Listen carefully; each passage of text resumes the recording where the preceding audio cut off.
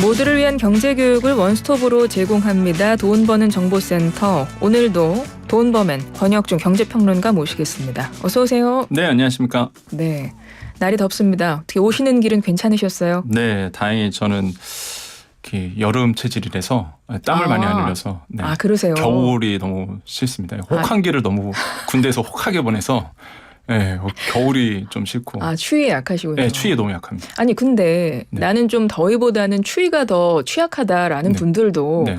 이게 지금 요즘 더위가 예전 여름의 더위가 아니잖아요. 맞아요. 네. 그럼 조금 안 좋지 않으세요? 그래도? 그래도 겨울보단 낫다 아직까지는. 이런 긍정적으로 생각합니다. 근데 이제 혹한기도 점점 심한 혹한기가 되고 그러니까요. 있잖아요. 기상이변 네. 때문에. 네. 맞습니다. 이게 기상이변 걱정입니다. 때문에. 그래서. 그러니까요. 건강 잘 챙기시길 바라고요. 네, 어쨌든. 감사합니다. 자, 오늘도 우리 돈버맨님은 항상 우리 소상공인분들, 자영업자분들을 많이 걱정하시고 그래서 그분들께 정말 도움될 만한 정책들을 많이 가지고 오시거든요. 맞습니다. 소개를 해주시는데 네. 오늘도 그런 것 같아요. 네. 오늘은 소상공인 정책자금이라는 거를 알려주신다고 했는데요. 네네. 이 내용이 대부분 유료 정보입니까? 예, 그렇습니다. 이게 소상공인 정책자금이 사실 워낙 특수한 분야다 보니까 네. 대부분이 이제 유료 강의라든지 유료로 많이 팔아요. 그러다 보니까 접근 자체가 소상공인분들이 되게 어렵습니다. 예, 그러니까 판다는 표현은 이제 강의를 통해서 알려준다는 건군요. 그렇죠. 이런 많은 정보를. 분들이 그렇게 하고 근데 있죠. 유료 강의가 많다. 맞습니다. 그러니까 이런 내용을 정확하게 아시려면 어디 돈 내고 강의를 들으셔야 네. 자세한 내용을 아실 수 있는데 오늘 그거를 평론가님께서 알려주신다는 거네요. 그렇죠. 그게 불만인 거죠. 이제. 무료로. 예. 오늘 진짜 고급 정보를 가지고 오신 거군요. 네. 예. 어떤 내용입니까? 일단 소상공인에 대해서 좀 말씀드리고 싶으면 일단 많은 분들이 우리나라의 사회 구조상 사실 은퇴하신 다음에 많이들 하시는 게 자영업이거든요. 네, 네. 그러다 보니까 사실 소상공인이 굉장히 중요한 위치를 차지하고 있는데 근데 막상 이제 소상공인 분들이 내가 예를 들어서 은퇴하고 나서 사업을 해야 되겠다라고 본다 그러면 이 정책 자금이라는 걸 한 번쯤은 이제 알아보게 되세요. 그러니까 나라에서 이제 소상공인이나 자영업자분들을 이제 지원하는 네, 자금이거든요. 그래서 이거를 이제 알아보게 되는데 보통 정부는요, 이 소상공인들의 그 기업을 운영하고요, 그다음에 성장할 수 있도록 다양한 정책을 가지고 있습니다. 예를 들어서 소규모 기업이라든지 소상공인들의 경쟁력을 가질 수 있도록 다양하게 지원을 하고 있는 게 대표적인 게 저금리 또는 무이자 대출이에요. 대출. 네, 네. 이게 우리가 흔히 알고 있는 정책 자금입니다. 그러니까 많은 분들이 또 청취자분들께서 나라에서 지원한다, 정책 자금 한다 그러면 이게 그냥 돈을 이렇게 지원금으로 알고 계시는데요. 절대 네. 그렇지가 않습니다. 그러니까 돈을 그냥 주는 게 아니라 네네. 보통 대출 형태로 맞습니다. 나오는군요. 네. 지원이 그렇게 되는군요. 모든 정책 자금은 다 그래요. 지원금이 아닙니다. 그건 아예 지원금으로 나오고요. 정책 자금 이런 거는요 다 대출 형식입니다. 그럼 대출이라고 이해하시는 게 더 맞습니다. 맞겠네요. 네, 그래서 많은 분들이 이제 오해하세요. 왜냐하면 소상공인 정책 자금 나온다 그러면 이렇게 무턱대고 도와주는 줄 지원금 아는데 나오는 것 같아요. 언뜻. 네. 네. 그렇지는 않고 다 대출이다라고 보시면 되는데 일단 그게 이제는 그럼에도 불구하고 왜 소상공인들이 이 대출을 받냐면 저금리예요. 금리가 낮군요. 네. 이자가. 그리고 아니면은 이제는 무이자 대출도 이자가 있고요. 아예 없거나. 네, 그러다 보니까 이제 소상공인 자영업자분들이 이 정책 자금을 이제 활용하게 되는데 공공성이 강하잖아요. 그러다 보니까 통상적으로 기존 금융기관에서 대출 받는 것보다 조건이 훨씬 더 좋습니다.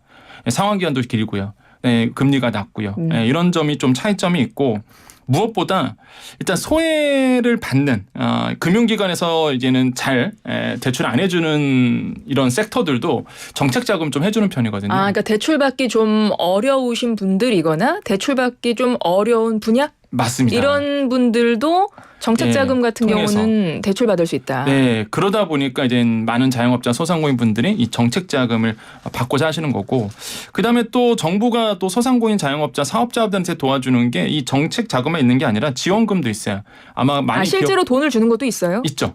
기억하실 거예요, 아마 코로나19 때. 그렇죠. 네, 그때 이제는 코로나19 때 소상공인 자영업자분들, 취약계층, 특고 프리랜서 네네. 이런 분들에게도 지원금을 줬었는데, 그거는 이제 대출이 아니었죠. 그렇죠. 네, 실제적으로 지원금을 줬던 근데 분야고. 그거는 되게 특이한 어떤 그렇죠. 상황이기 때문에 맞습니다. 지원금 형태로 나왔던 건데 이건 네네. 일상의 보통의 경우에도 지원금 형태가 나와요. 그렇지는 않습니다. 그렇진 않죠. 예, 특수한 경우 때만 이렇게 정말 어려우신 분들을 위해서 지원금 형태가 나오는 거다.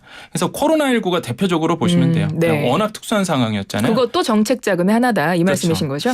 그다음에 이제는 또 정부가 소상공인들을 지원했을 때의 또 하나의 어떤 형태는 교육입니다.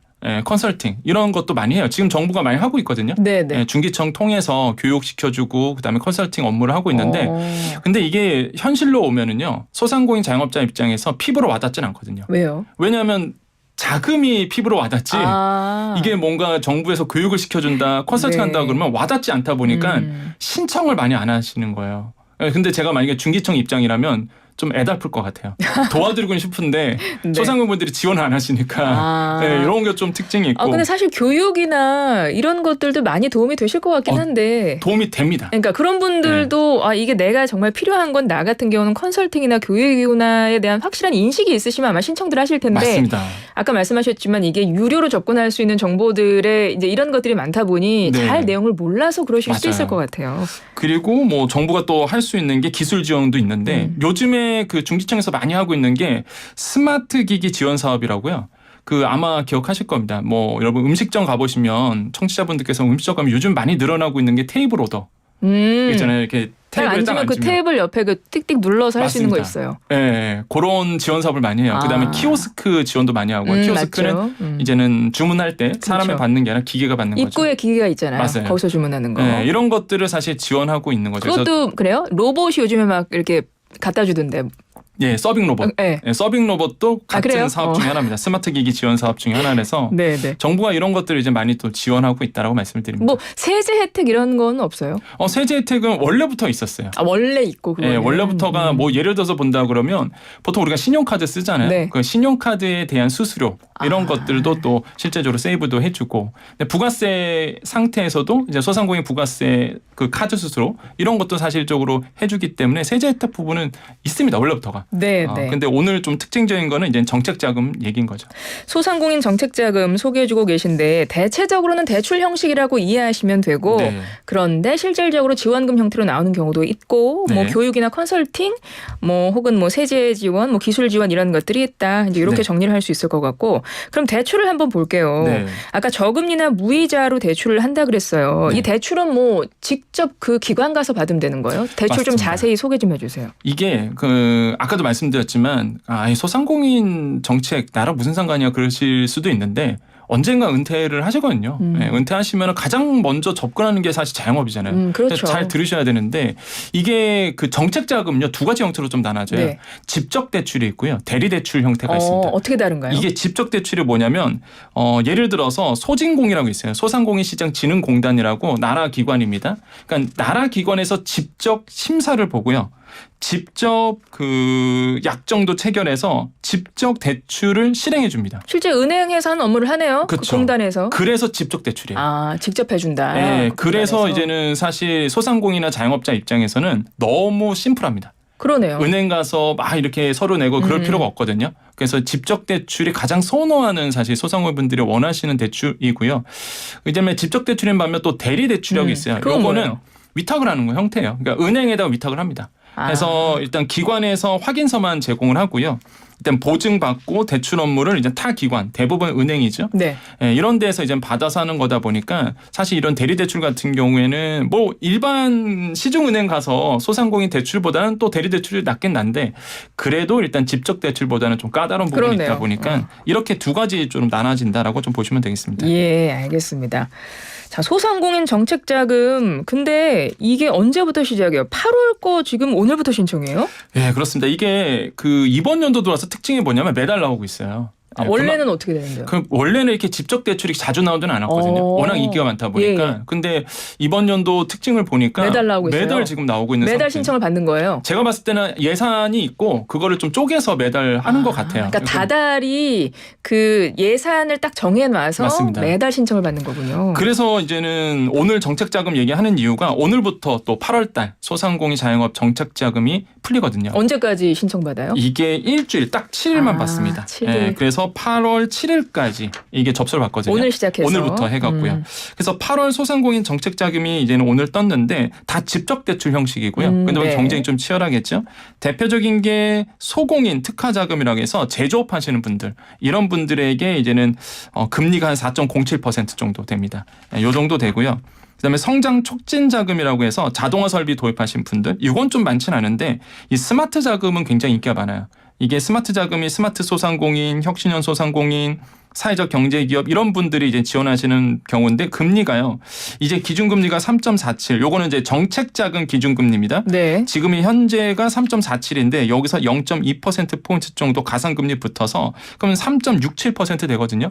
요즘에 시중은행 가면 이런 자금 없거든요. 네, 굉장히 네. 저리죠. 그래서 뭐 예전보다는 고리겠지만 그래도 지금 상황으로 봤을 땐 3.67. 상대적으로. 예, 괜찮죠. 그래서 1억 원까지 대출 한도가 나오다 보니까 이 스마트 자금도 이번에 이제 풀리게 되고 제도든 특별자금이라 해서 이것도 좀 특이하죠. 이게 뭐냐면 재창업하시는 분들. 재도전 특별자금. 네, 요것도 이제는 새롭게 나온 거고 이번 연도 와서 그래서 제도든 특별자금에서 한 연 3% 고정이에요. 이건 또. 네. 예, 그래서 굉장히 또 경쟁이 또 치열하기도 하죠.